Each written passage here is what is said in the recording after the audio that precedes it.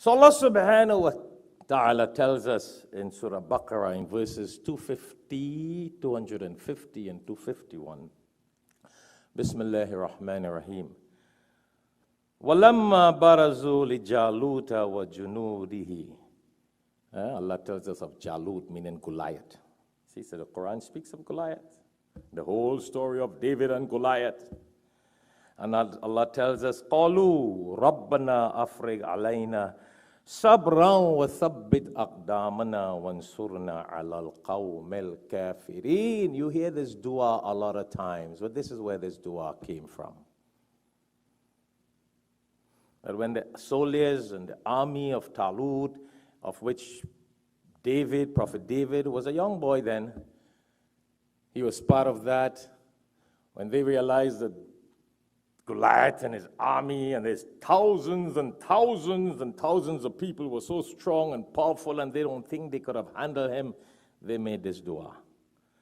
So this is a dua that you and I learn also, that when you have an enemy, when you have what? An enemy, and they're very bad. But maybe nowadays we may have to make that dua for everybody.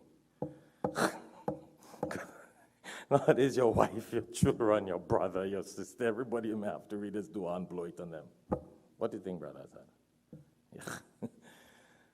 Yeah. Rabbana afrig alayna, subhanallah. He prayed to Allah to shower on, they prayed to Allah to shower onto them.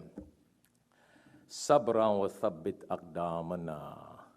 Patience to be able to handle this Goliath and this army.